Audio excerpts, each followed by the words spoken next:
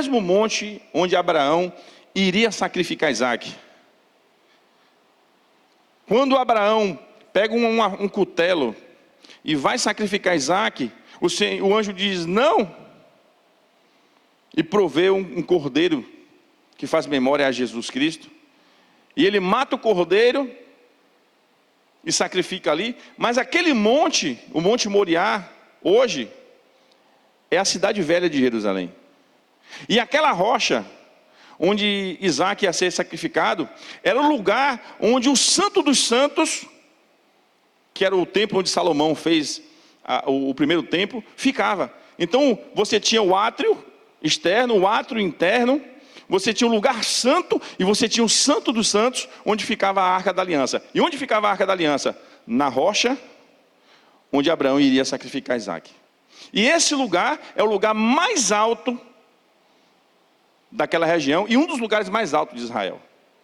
Então, quando um judeu, ele fala, de onde virá o meu socorro? E eu olho para os montes, ele está fazendo memória do Monte Moriá.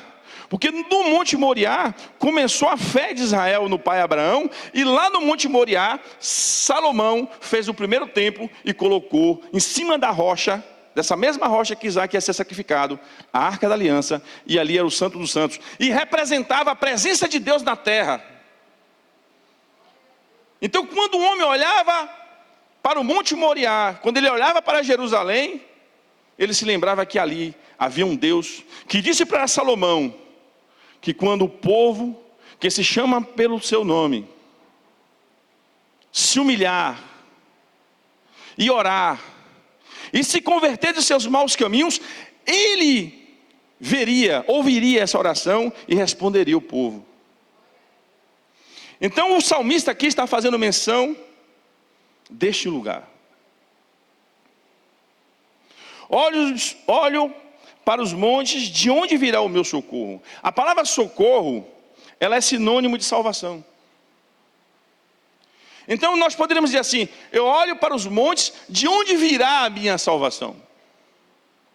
A minha salvação vem do Senhor, que fez os céus e a terra.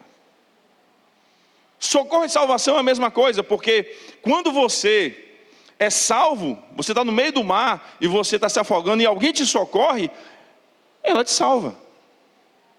Quando alguém te salva, ela te socorre, são sinônimos.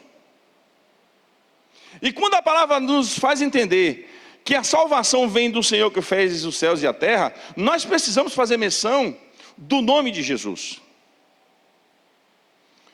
O nome de Jesus, ele é um nome que foi reduzido do nome de Josué. É como se você tivesse o nome de Tiago, o nome original, e Iago com I, o nome reduzido. Aí você apresenta duas pessoas, esse aqui é o Tiago, e esse aqui é o Iago. Nós sabemos que Tiago e Iago vem da palavra Iacov, que é Jacó.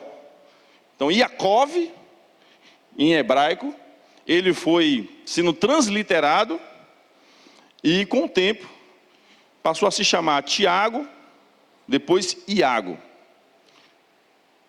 E essa transliteração, ela vai reduzindo o nome ou ampliando o nome.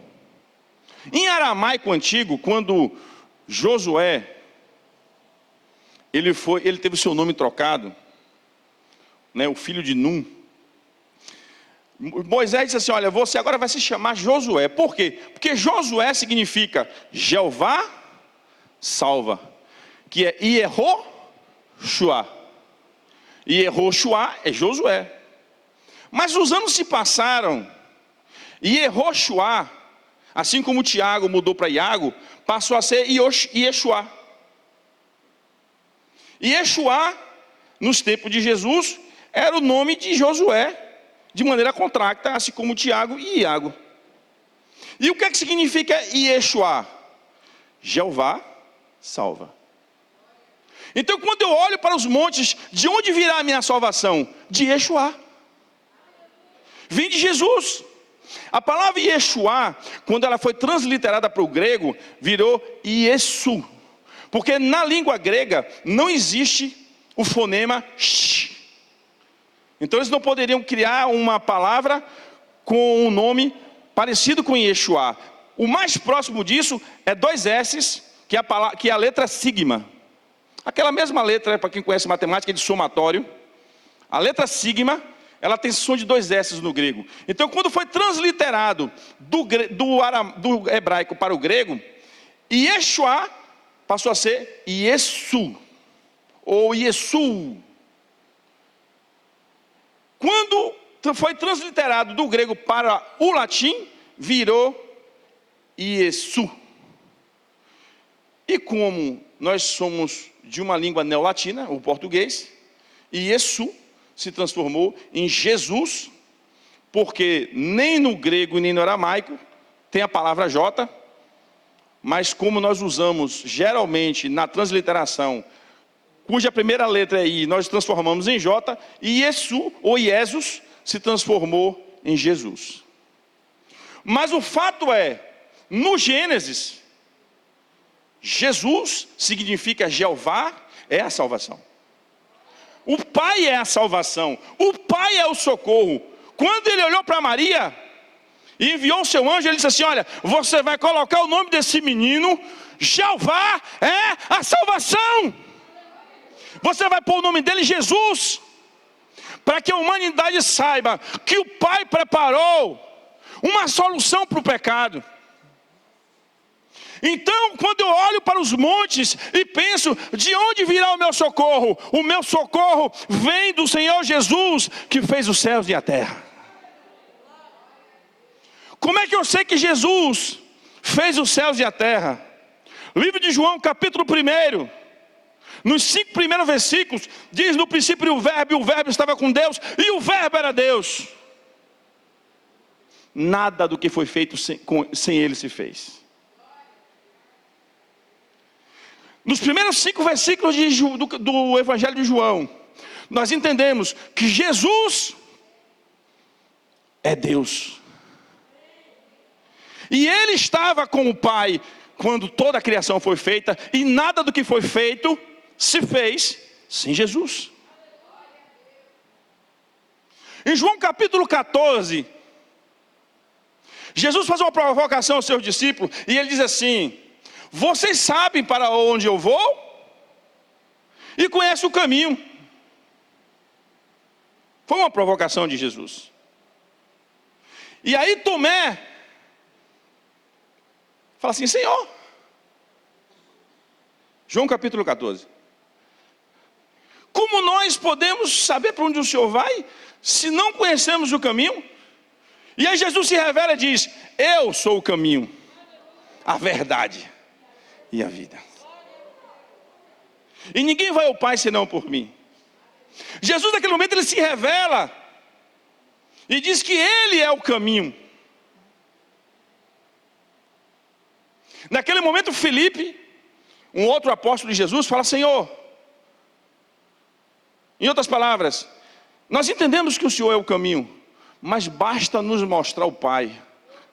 Mostra-nos o Pai. E isso nos basta, disse Filipe a Jesus, em João capítulo 14. E aí Jesus olha para Filipe e diz assim: eu estou convosco há tanto tempo, e você não me reconhece? Eu e o Pai somos um. Em outras palavras, me veja como Deus, me veja como Criador dos céus e da terra, me veja como a salvação, como o socorro bem presente na hora da sua angústia.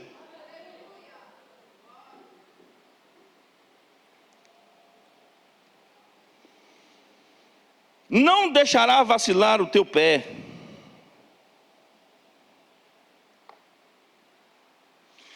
A palavra no hebraico, eu não consigo memorizar ainda hebraico com a facilidade que eu memorizo as palavras em português de maneira muito óbvia. Mas eu lembro, nas minhas pesquisas, que a palavra que dá origem a vacilar, na verdade significa resvalar. Ele não deixará resvalar o teu pé.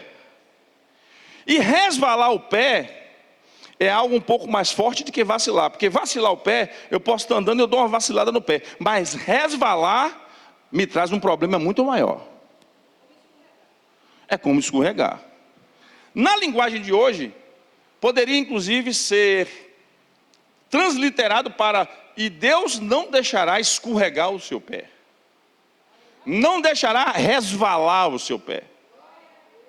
E resvalar o pé, vacilar o pé, nesse momento da humanidade, poderia significar vida ou morte.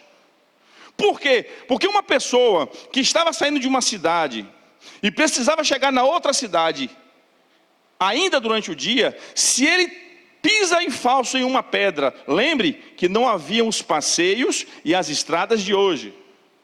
Hoje, para você andar aqui da Barra até Itapuã, você vai ter muitas dificuldades para passar, mas quase sempre você não vai estar com o seu pé vacilando. Você tem um caminho plano de asfalto e de passeios. Mas nessa época da humanidade, não haviam estradas nem passeios. Significa dizer que as estradas eram cheias de pedregulhos, pedrinhas, e você passava, e os calçados não tinham a anatomia de hoje. Eram sandálias e muitas vezes couros amarrados nos pés. Então as pessoas iam andando devagar, porque se torcesse o tornozelo,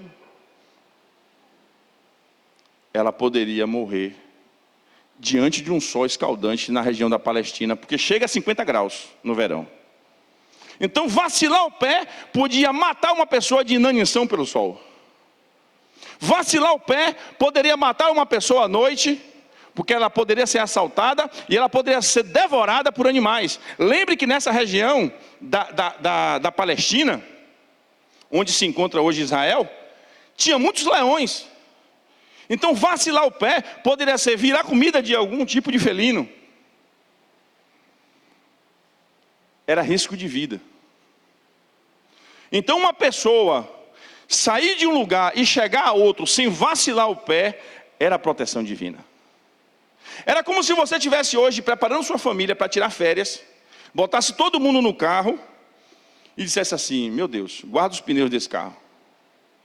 Porque se um pneu estourar você andando a 120, você capota com sua família. Sim ou não? Então quando você sai, você não ora para que Deus guarde os pneus do carro? Para que você não fique num lugar onde você possa ser assaltado? Quantas vezes eu já passei em estradas muito mal sinalizadas, mal conservadas, e eu dizia: meu Deus, guarda o pneu desse carro. Com medo de ficar na estrada e ser assaltado, com medo de ficar na estrada e não ter água e comida suficiente para as crianças. Então guardar o veículo em que você está usando é importante nos dias de hoje. E o veículo daquela época era o pé. Porque só as pessoas muito ricas tinham um camelo ou um cavalo. E quando nós lembramos da imagem de um pé, nós lembramos do dono do pé. Se você vê aqui uma imagem